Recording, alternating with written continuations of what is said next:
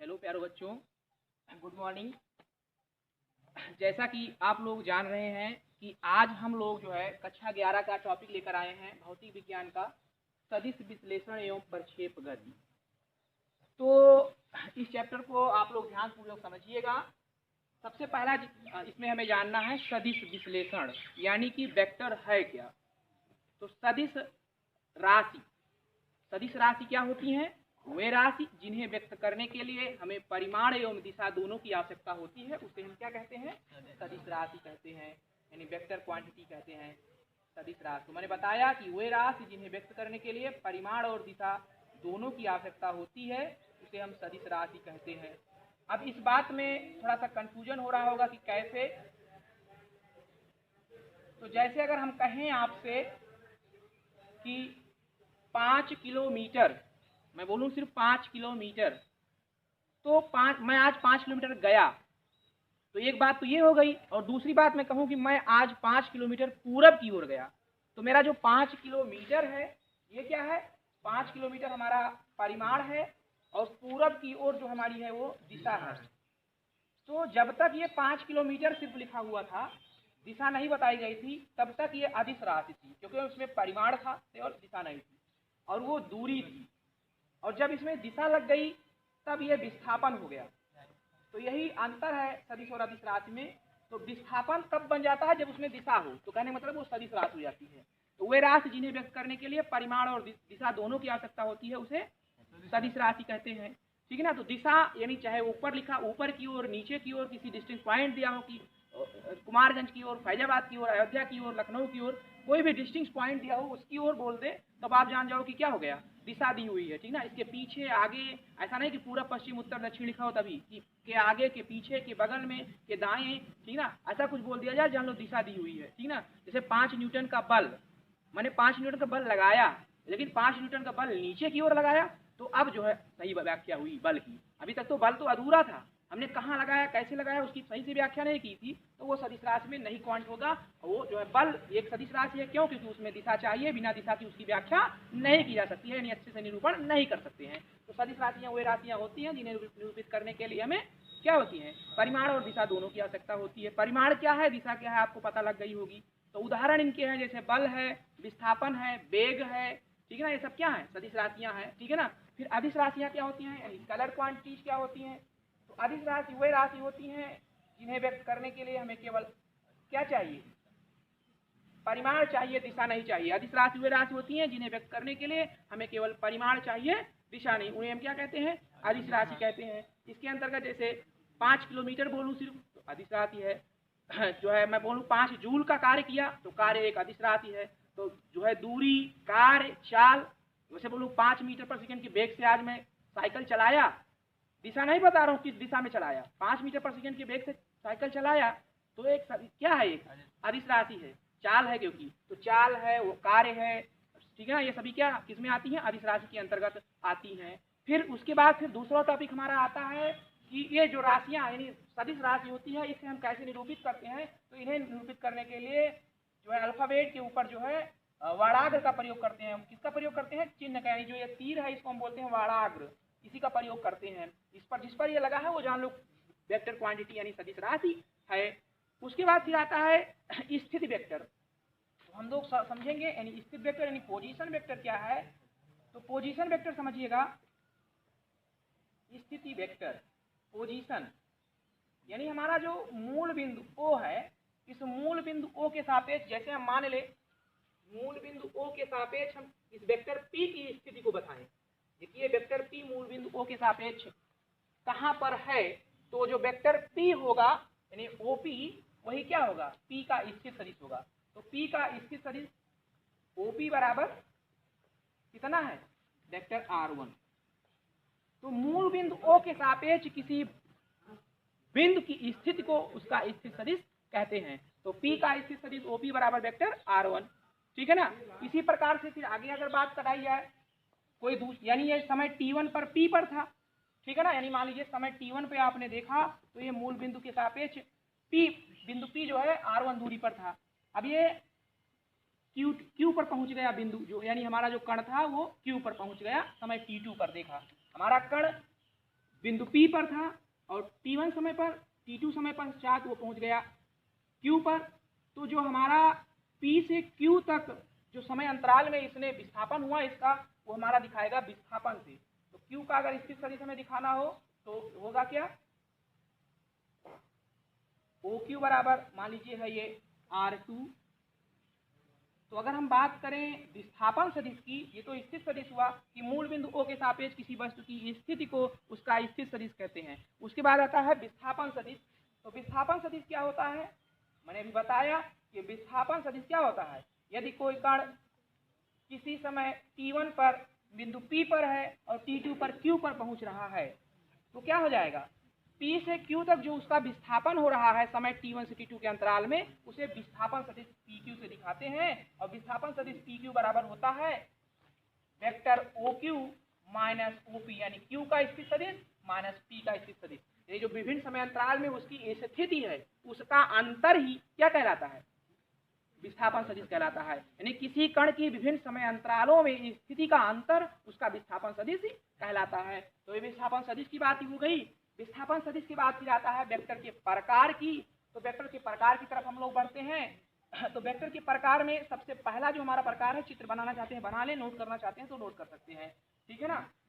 और उसके पश्चात फिर हमारा जो आ रहा है अगला टॉपिक, वो है वेक्टर्स के प्रकार, यानी सदिश के प्रकार। चूंकि सदिश का सबसे पहला जो हमारा प्रकार है, यानी टाइप्स ऑफ वेक्टर में सदिश के प्रकार में अगर हम आए तो हमारा जो सदिश का सबसे पहला प्रकार है बच्चों, वो है हमारा समान वेक्टर। कौन सा वेक्टर है, समान वेक्टर, यानी इक्वल वेक्टर। क्या है, इक्वल वेक्टर। समान वेक्टर यानी ऐसे दो या दो से अधिक सदिश जिसके परिमाण और दिशाएं समान हो उसे हम क्या कहते हैं, समान सदिश कहते हैं। ऐसे दो या दो से अधिक सदिश जिसके परिमाण और दिशाएं समान हो उन्हें हम समान सदिश कहते हैं। जैसे कह दिया जाए कि वेक्टर ए बराबर 5 न्यूटन पूरब की ओर, यानी इस पर कोई व्यक्ति, जो वेक्टर ए है ये 5 न्यूटन बल पूरब की ओर लगा रहा है, और वेक्टर बी ये भी 5 न्यूटन लगाए और वो भी क्या लगाए, पूरब की ओर। तो परिमाण देखो दोनों में 5-5 न्यूटन का है और दिशा भी दोनों की एक ही है, पूरब की ओर है। तो वेक्टर ए बराबर यहाँ पर वेक्टर बी दिखाया जाएगा। ये दोनों सदिश कैसे हैं, समान सदिश हैं। ये कैसे सदिश हैं, समान सदिश हैं, ठीक है ना। फिर दूसरी बात आती है विपरीत सदिश। ऐसे और भी उदाहरण है कि जैसे मान लीजिए कि 5 किलोमीटर उत्तर की ओर, फिर बोले 5 किलोमीटर उत्तर की ओर, तो दोनों एक ही बात हुई ना। तो जो है जो एक डिस्टेंस ये सेम डायरेक्शन को शो करें और सेम जो है मैग्नीट्यूड को, वो क्या कहलाते हैं, समान सदिश कहलाते हैं। उसके बाद आता है विपरीत सदिश। दो या दो से अधिक ऐसे सदिश जिनका परिमाण तो समान हो परंतु दिशाएं विपरीत हो। जैसे बोला जाए 5 किलोमीटर पूरब की ओर, विपरीत सदिश में आता है कौन सा, दो या दो से अधिक ऐसे सदिश जिसकी दिशाएं तो समान हो परंतु दिशाएं विपरीत हो, जिसकी परिमाण तो समान हो परंतु दिशाएं विपरीत हो। तो यानी ऐसा सदिश जिसके परिमाण समान हो दिशा विपरीत हो उसको हम क्या बोलते हैं भैया, विपरीत सदिश कहते हैं। तो जैसे बोल दिया जाए 5 किलोमीटर पूरब की ओर, वेक्टर ए यही था कि 5 किलोमीटर पूरब की ओर, लेकिन जो वेक्टर बी है ये बोले 5 किलोमीटर तो बोले लेकिन पूरब की ओर ना बोल के पश्चिम की ओर। तो देखो पूरब के विपरीत है पश्चिम, तो अगर इसको हम बोले तो ये दोनों एक दूसरे के विपरीत है और इनको रिप्रेजेंट कैसे करेंगे, vector A is equal to opposite direction vector B, या फिर vector A is equal to minus same direction vector B. तो ये दोनों की देखो अगर जो ये इसके ऊपर जो बाणाग्र लगा है इसी की दिशा बता रहा है, ये दोनों सेम चीजें हैं। देखो इसमें बाणाग्र की दिशा जो है चेंज हो गई है, अलग अलग दिशाएं दिखा रहे हैं, यानी दिखा रहा है कि ये दोनों एक दूसरे के विपरीत दिशिक हैं। और इसमें वही चीज माइनस में करके सेम डायरेक्शन में दिखा दिया तो बात एक ही है, ठीक है ना। तो विपरीत वेक्टर की को इससे रिप्रेजेंट करते हैं। तो पहला हुआ समान सदिश, दूसरा हुआ विपरीत सदिश यानी विपरीत वेक्टर। तीसरा फिर आता है एकांक वेक्टर। तो ऐसा सदिश जिसका परिमाण एक हो उसे हम क्या बोलते हैं, एकांक वेक्टर बोलते हैं। ऐसा सदिश जिसका परिमाण एक हो उसे क्या बोलते हैं, एकांक वेक्टर बोलते हैं। यानी और एकांक वेक्टर को एक कैप से दिखाते हैं, ए कैप यानी वेक्टर पे ऊपर कैप लगाकर। तो ए कैप इक्वल टू होता है वेक्टर ऑफ ए यानी ए का vector upon modulus of A यानी वेक्टर ए का परिमाण। ठीक है ना। तो A cap equal to vector of A upon modulus of A, ऐसा सदिश जिसका परिमाण एक हो उसे एकांक वेक्टर से दिखाते हैं, और एकांक वेक्टर ए कैप बराबर होता है वेक्टर ऑफ ए अपॉन जो है मॉडुलस ऑफ वेक्टर ए, इतना चीज होता है। उसके बाद जो आगे आता है लंब कोणीय एकांक वेक्टर, ठीक है ना। ये चीज देखिएगा, ये समझने वाली बात है, इसको बहुत अधिक प्रयोग में लाया जाता है। 3 डायमेंशनल शेप पे अगर हम देखा जाए, इसको मिटाते हैं, इन तीनों को नोट कर लीजिएगा। इसके बाद 3 डायमेंशनल शेप में अगर हम देखें तो एक्सिस होते हैं, अभी तक हम 10th स्टैंडर्ड पर 2 एक्सिस के बारे में जो है जाने थे, ये एक्स एक्सिस, ये वाई एक्सिस, ये जेड एक्सिस, और इन सभी के बीच में 90-90 का एंगल होता है। एक्चुअल में जो हमारा है वो दिख नहीं रहा है, इसके पीछे एक ऐसे अंदर की ओर गया हुआ है, इसके नीचे एक ऐसे गया है, और इसके नीचे इधर, इसलिए आप लोगों को समझ में नहीं आ रहा होगा। बाकी हर के बीच में कितने एंगल होते हैं, 90-90 का एंगल होता है। कितना इतना एंगल होता है, 90-90 का। जो है पेन पकड़ाइए, पेन लीजिए, 3, एक और, हाँ 2 और, जल्दी 2, एक और देखिएगा, समझने का प्रयास करिएगा थोड़ा सा। फिगर है जैसे कि हमारा ये जितने भी कैप वाले पार्ट्स हैं, जितने, इसको आपको पॉजिटिव डायरेक्शन समझिएगा, इन सबको क्या समझिएगा, पॉजिटिव डायरेक्शन, ठीक है ना। और जितने विदाउट कैप के पार्ट्स हैं इनको क्या समझिएगा, नेगेटिव डायरेक्शन, ठीक है ना।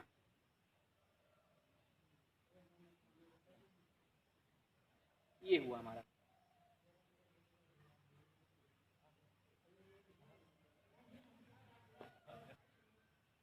अब देखिएगा, अब आपको समझ में आ रहा होगा 3D के बारे में कुछ। 3 एक्सिस होते हैं, कौन कौन से, एक्स, वाई और जेड।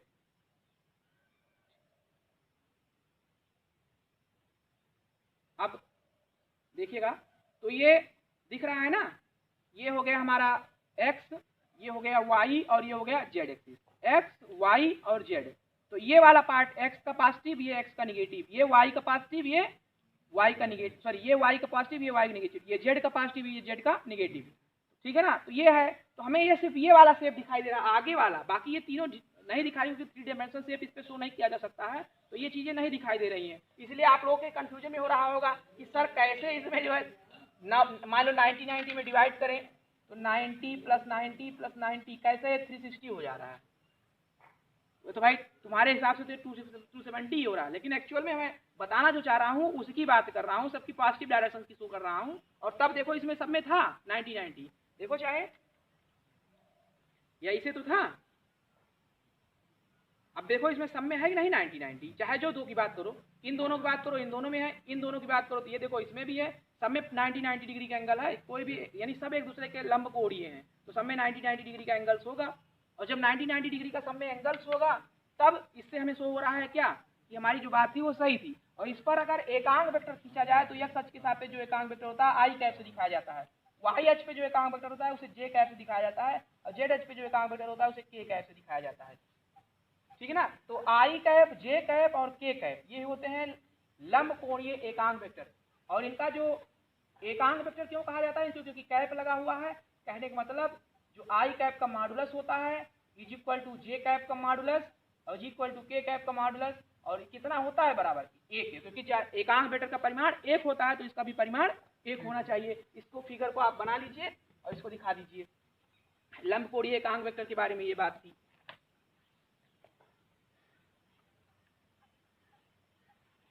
फिर लंब कोणीय एकांक वेक्टर के बाद फिर हमारा जो आता है, लंब कोणीय एकांक वेक्टर के बाद आता है शून्य वेक्टर। लंब कोणीय एकांक वेक्टर के बाद कौन आता है, शून्य वेक्टर। इसके बाद आता है शून्य वेक्टर।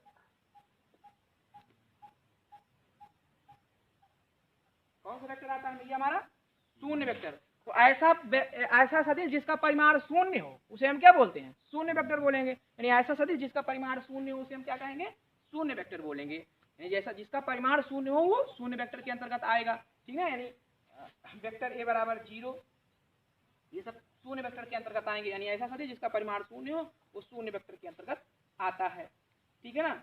अब इसके बाद हमारा जो टॉपिक होगा इन वेक्टर्स के टाइप्स के बाद, 2 वेक्टरों का एडिशन, यानी एडिशन ऑफ 2 वेक्टर, यानी 2 वेक्टरों का जोड़ना, ठीक है ना। तो हम इसके बाद पढ़ेंगे 2 वेक्टरों के जोड़ने के बारे में, ठीक है ना।